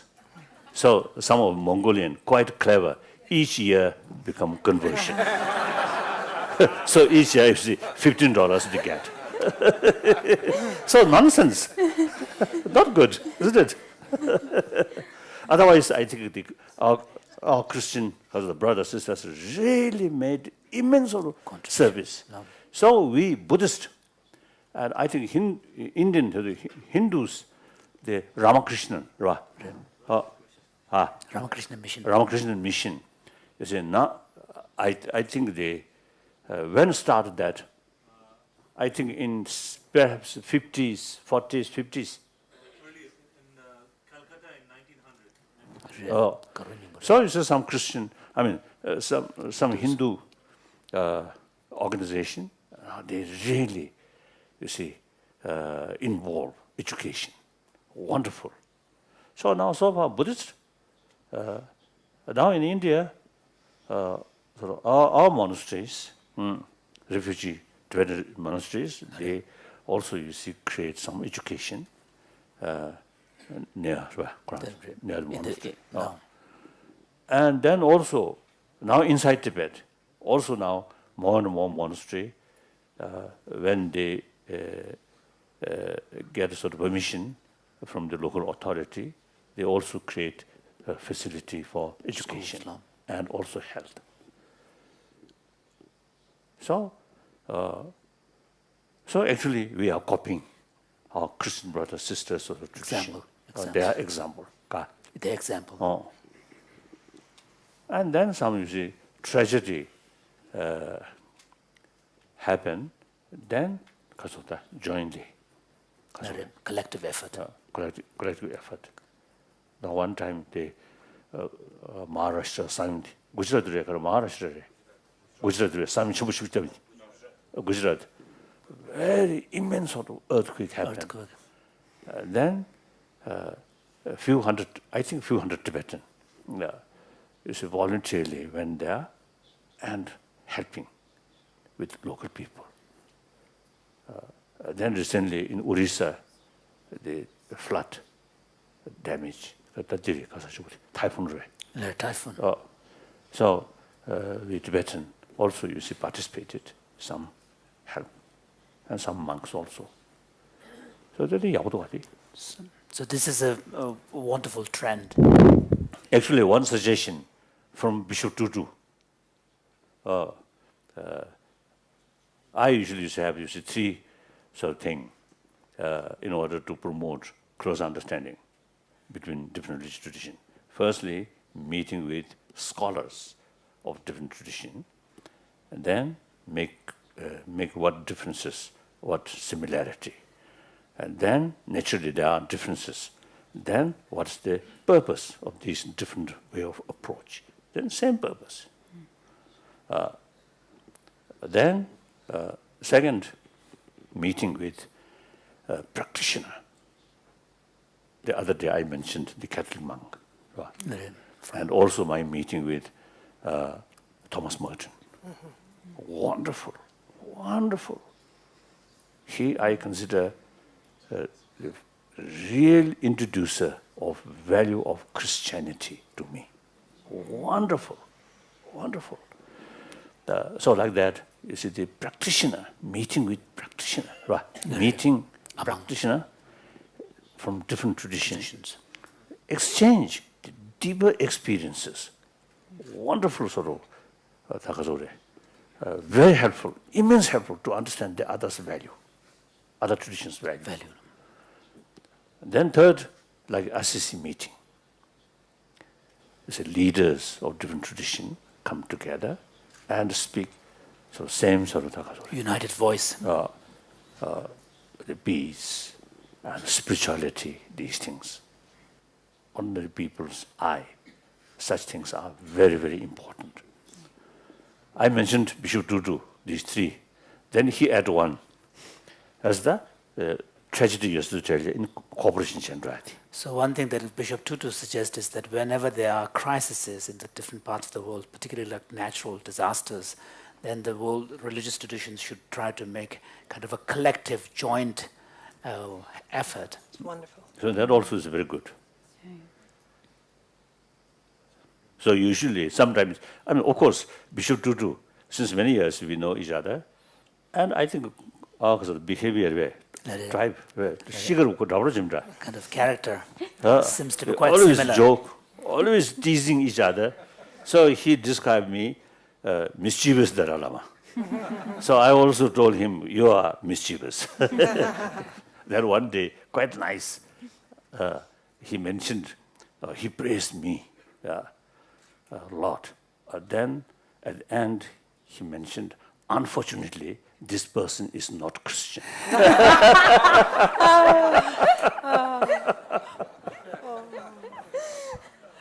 So it is like that. Thank you, Your Holiness. So there are a lot of things to learn each other. Learn from each other. Yes.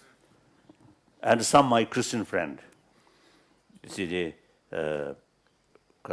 practice some of the Buddhist technique about a single-pointed mind. And also the certain Buddhist method to promote to increase altruism, compassion or compassion or forgiveness, these things, like that. So it is very good. Very, very good. Thank you so much. And, His Holiness has done such an extraordinary job for decades in fostering dialogue among diverse stakeholders. And this is an example, exactly, of that kind of process where we started out quite, different from each other 25 years ago, and now we all seem to be, in a very different state of mind and heart. Greg, I would love for you to take the floor right now. But also there was a question for Dekila about the role of the religions with the active. Maybe we should just cover that very quickly. Yeah, and if then you would do that, Dekila. And then we haven't heard from Greg this morning. I think it's important to. I think many NGOs are working with the faith community in a local sense. If they have a project and there is a faith leader, usually the faith leader is involved. WWF actually created a sister organization called the Alliance of Religion and Conservation many years ago. They're based in the UK. They've been very successful in getting religions globally to hold themselves accountable for environmental sustainability and to make declarations that they live up to. One of the things that I know that is going to happen in November of this year is that there is going to be a declaration of a green Hajj, so that all the religious leaders in Mecca and Medina are actually making a commitment to turn this pilgrimage green. Wow. And maybe that will provide us inspiration for all Buddhist communities to do something similar in Bodh Gaya or something like that. But I think the incredible power of religion, more than 80% of the world actually identifies with the religious faith. And from a purely self-serving perspective, it makes no sense that we ignore this.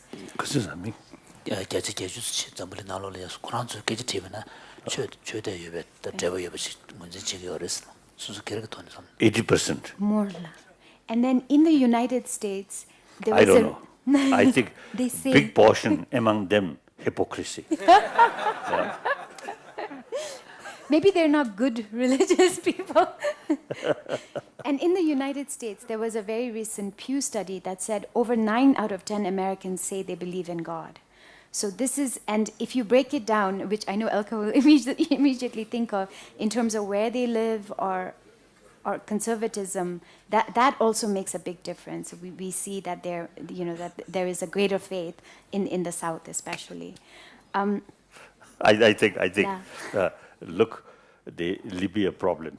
Now both sides always say Allah, Allah, Allah. Actually, Allah, which side? Nobody knows.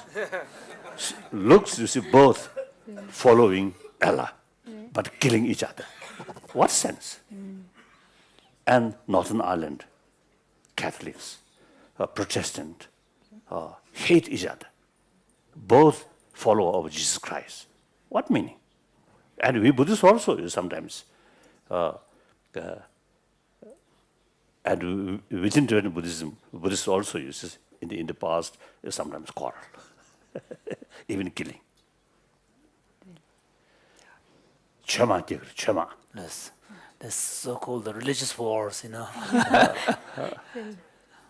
So these are actually, in reality, not sincere, not serious sort of practitioner. Not serious sort of followers of one's own tradition, like that. So I'm very, very skeptical when you say 80%. I'm very skeptical. They say they believe in they say they follow a particular religion. Maybe that's the more specific definition. And sometimes you see, So often what happens is that in people's relation to religious faith, instead of utilizing the religious resources to transform their own personality and character, they try to impose their own character and personality over to religion and change that. True. Very sad, very unfortunate. Otherwise, there is no reason to kill each other in the name of religion. Why? So simply for egoism, you see, use manipulated religion. Very difficult. So from that viewpoint, those anti-religious person are quite honest. They don't believe and then express publicly and carry some sort of negative sort of attitude or religion. Okay. So I'm going to have a slightly differing point of view. Oh, yes. Okay. So one of the big challenges that has happened in the United States on climate change is that there is this great divide between science and religion. And people who identify themselves as religious have been quite anti-science. So for an... I think there may be some.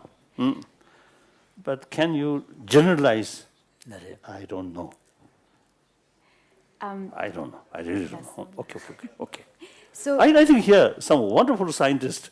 I think some of them Jews. I think they must. They still sort of that follow their own tradition, and many Christians. So it is quite. It's some through ignorant many surveys. Some ignorant person may have that kind of view. That I feel.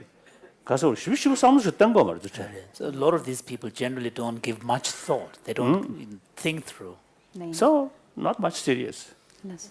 So many of these religious, especially people who identify themselves as conservative, very strong Christian in the United States, don't believe in climate change science because they are naturally not accepting some of the scientific facts and findings. Then perhaps I may add one thing here. Some sort of narrow-minded Christian. Narrow-minded, I don't know, narrow-minded, or I think a very single-pointed sort of believer. Some I heard express. Now, Dalai Lama, you see, quite often came to America, so he really lead many Americans go to hell. It's understandable. Of course, according to belief, one truth, one religion. The other religion are invalid. Evil. Invalid. Something like that. Invalid. So, understandable. All these are due to lack of knowledge, not realistic, full of ignorance. That's the problem. Well, don't give up on the world's religions. What I was going to say determined. was, I think the science and the religious community, no matter how uninterested they are in science, have a lot of common ground. So for us, the challenge is finding the common ground. And one thing I've discovered actually is that I have many scientist friends who don't understand why we should work with religions. And I don't discover this as much from the religious community, actually, this objection, as I do from the science community. And so the challenge I have is to break down this to find a bridge between these two different communities that don't always agree with each other. And with the religious community, of course, I can talk about the sanctity of life. Every religion does have that in common, even though they might go to war over God. And with the scientific community, I find that if we discuss long enough why each one of us became an environmentalist or got interested in this issue of the ultimate truth, that they're actually, almost everybody I know has had this moment where they were in nature, they were in a forest, they were in a great body of water, and they had this moment where they felt they were one with the universe. Ultimate truth is the delicate. Ultimate truth is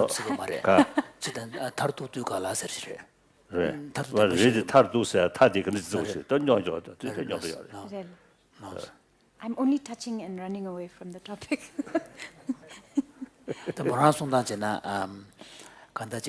산에 사도리아 다 최제가 라마단 주주 돈에 송보에나 지소 코레나 슈케시 되거라. 대인자 고유 송교 진에서 대대 대화 제고 개심을 하셔서. 체리병원에 망부지 주주 출루 라마다 대화 가르치기 위해서제. 체리병원에 파다다야 대스 심바도 연구도스. 이내 듣고 직 산에 수주 최제가 라면 돈에 송부투베나 근데 슈킨 되거라 왔어.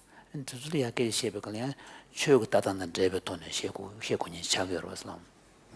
And I think that just those two understandings of each different group can actually be enough to build this bridge, enough to unite us, because we do have a common cause, which is to save all life on Earth. 준주고 수저래. Yes. 더 심지어 탐지고 야와이 좀 누구 말이지. Yes. Yes. So in this respect, of course, His Holiness is pointing out that Shantideva has a line which says that 야와이 좀 가서 가.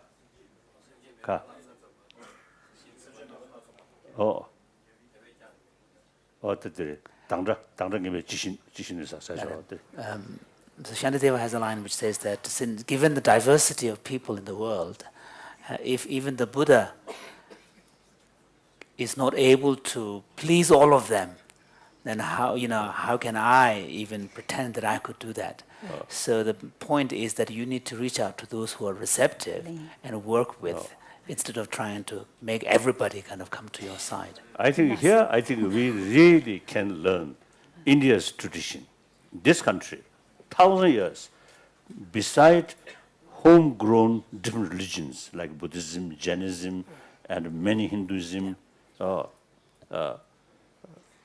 others of religion, they from Parsi, Persian, the Zoroastrian, Kasoda found a well-established, very small population, around 100,000. I was told in Iran also you see some follower of Zoroastrian still there, I was told. But in India, only around 100,000. They are very happy, no fear, no danger. Then look, Indian Muslims. I think number one, Indonesia. Number one, Indonesia. Then number two, India. In terms of population of Muslims. Islam population, Muslim population. But very peaceful, very peaceful. So because of the reality, there are so many different religions. Therefore, there is no other way but except pluralism of religion. And then also, you see, they must respect non-believers.